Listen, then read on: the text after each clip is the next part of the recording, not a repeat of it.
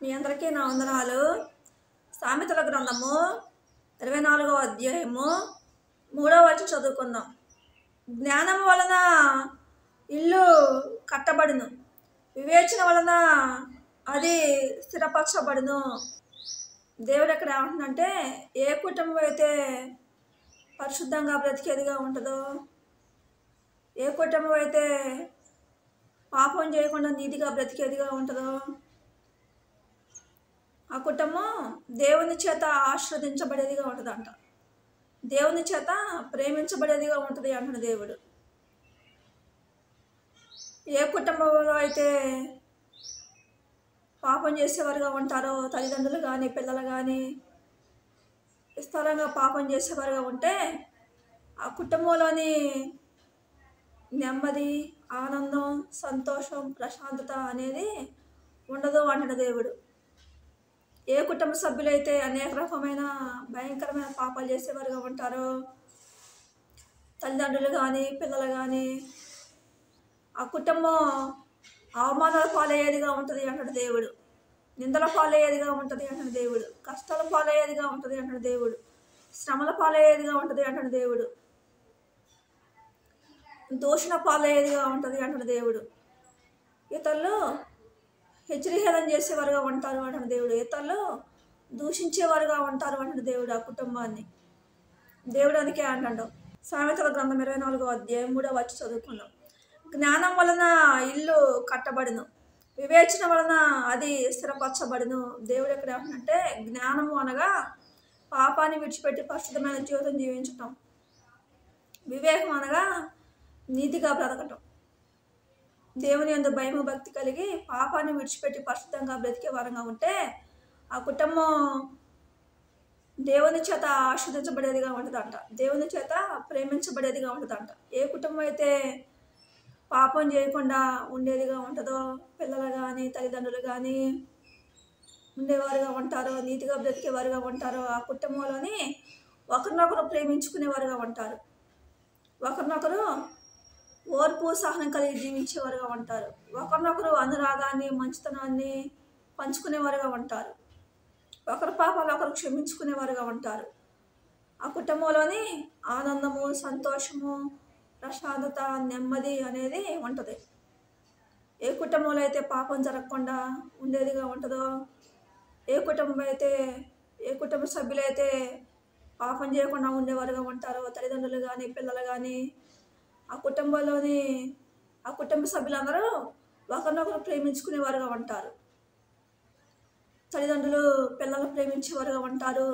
పిల్లలు తల్లిదండ్రుల్ని ప్రేమించేవారుగా ఉంటారు. ఒకరి పట్ల ఒకరు వినయం విధేయత కలిగి జీవించేవారుగా ఉంటారు అంటున్న దేవుడు. ఒకరి పట్ల ఒకరు ప్రేమ, ఆప్యాయత, అనురాగాన్ని పంచుకునేవారుగా ఉంటారు. ఒకరినొకరు కనికరం చూపించుకునేవారుగా ఉంటారు. జాలి, దయ, ఆప్యాయత, అనురాగాన్ని పంచుకునేవారుగా ఉంటారు అంటున్న దేవుడు. సామెతల గ్రంథం 24వ అధ్యాయము 3వ వచనం చదువుకున్నాం. జ్ఞానం వలన ఇల్లు కట్టబడును, వివేచన వలన అది స్థిరపరచబడును. దేవుడు ఎక్కడ ఏమంటున్నాడో, ఏ కుటుంబం అయితే పాపం చేయకుండా ఉండేదిగా ఉంటుందో, పిల్లలైనా సరే తల్లిదండ్రులైనా సరే, ఆ కుటుంబంలోని నెమ్మది, ఆనందం, సంతోషము, ప్రశాంతత అనేది ఉంటుంది అంటున్న దేవుడు. ఒకరినొకరు ప్రేమ, ఆప్యాయత, అనురాగాన్ని పంచుకునేవారుగా ఉంటారు. ఒకరినొకరు గౌరవించుకునేవారుగా ఉంటారు. ఒకరి పట్ల ఒకరు జాలి, దయ, కనికరము చూపించుకునేవారుగా ఉంటారు. ఒకరినొకరు కీడు చేసుకోకుండా, హాని చేసుకోకుండా ప్రేమించుకునేవారుగా ఉంటారు. ఆ కుటుంబంలో దేవుని ఆత్మ నివసించేదిగా ఉంటుంది అలా జీవించేవారుగా ఉంటే. ఏ కుటుంబం అయితే అనేక రకమైన పాపాలు చేసేవారుగా ఉంటారో, ఆ కుటుంబం అవమానాల పాలయ్యేదిగా ఉంటుంది, నిందల పాలయ్యేదిగా ఉంటుంది, శ్రమల పాలయ్యేదిగా ఉంటుంది, కష్టాలు, బాధలు, హింసలు వాళ్ళకి ఎదురవుతూ ఉంటాయి. అందరూ ఆ కుటుంబాన్ని దూషించేవారుగా ఉంటారు అన్నాడు దేవుడు. ఏ కుటుంబ సభ్యులైతే విస్తారంగా పాపం చేసేవారుగా ఉంటారో, తల్లిదండ్రులు కానీ పిల్లలు కానీ, ఆ కుటుంబంలోని మనశ్శాంతి అనేది ఉండదంట. ఆనందం, సంతోషం, ప్రశాంతత అనేది ఉండదంట. ఒకరి పట్ల ఒకరు విని విధేయత లేకుండా ప్రవర్తించేవారుగా ఉంటారంట. ఏ కుటుంబం అయితే పాపం ఎక్కువగా చేసేదిగా ఉంటుందో, తల్లిదండ్రులైనా సరే పిల్లలైనా సరే, ఆ కుటుంబంలోని ఒకరినొకరు ప్రేమను పంచుకోరంట. తల్లిదండ్రులు పిల్లలను ప్రేమించరు, పిల్లలు తల్లిదండ్రులు ప్రేమించకుండా ఉండేవారుగా ఉంటారు. ఒకరి పట్ల ఒకరు జాలి, దయ, కనికరం, ప్రేమ, ఆప్యాయతను పంచుకోకుండా ఉండేవారుగా ఉంటారు. ఒకరి పాపాలు ఒకరు క్షమించుకోకుండా ఉండేవారుగా ఉంటారు. కొట్టుకునేవారుగా ఉంటారు, తిట్టుకునేవారుగా ఉంటారు. ఒకరినొకరు మాటల చేత హింస పెట్టుకునేవారుగా ఉంటారు, దుఃఖ పెట్టుకునేవారుగా ఉంటారు.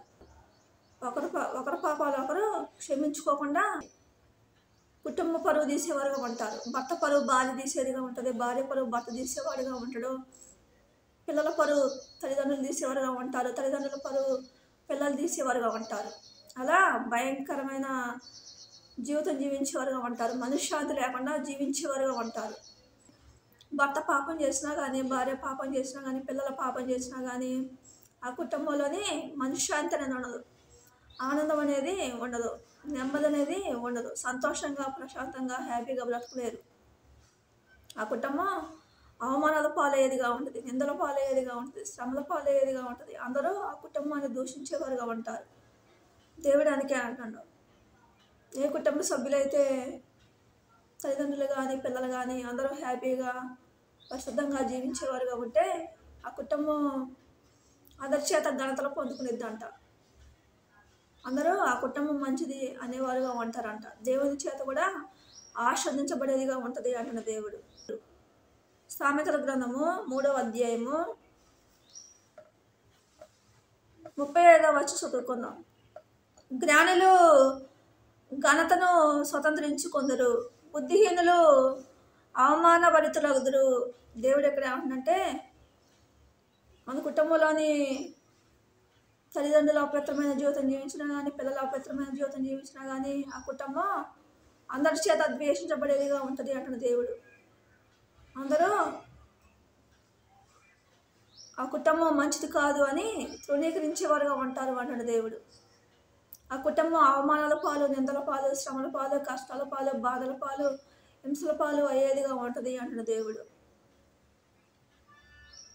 ఎవరైతే దేవుని వాక్యం ప్రకారం జీవించేవారుగా ఉంటారో, పరిశుద్ధంగా జీవించేవారుగా ఉంటారో, ఏ కుటుంబం అయితే ఒకరినొకరు ఏ పాపం చేయకుండా ఒకరినొకరు ప్రేమించుకునేవారుగా ఉంటారో, ఆప్యాయతను రాగానే పంచుకునేవారుగా ఉంటారో, ఒకరి పాపాలు ఒకరు క్షమించుకునేవారుగా ఉంటారో,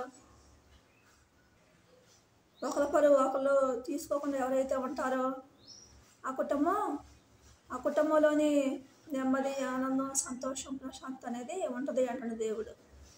అందుకే దేవుడు అంటాడు, సామెతల గ్రంథం 3వ అధ్యాయం 35వ వచనం చదువుకున్నాం. జ్ఞానులు ఘనతను స్వతంత్రించుకొందరు, బుద్ధిహీనులు అవమాన భరితులగుదురు. జ్ఞానులు అంటే పాపాన్ని విడిచిపెట్టి పరిశుద్ధంగా జీవించడం అని అర్థం. బుద్ధిహీనులు అంటే ఈ లోకంలో అనేక రకమైన పాపాలు చేసేవారు అని అర్థం. అందుకే జ్ఞానంగా బ్రతికేవారంగా ఉంటే మన కుటుంబ సభ్యులందరూ, మన కుటుంబంలోనే మనశ్శాంతి, ఆనందం, సంతోషం ఉంటుంది అంటున్న దేవుడు. ఒకరినొకరు ప్రేమించుకునే వారంగా ఉంటాం అంటున్న దేవుడు.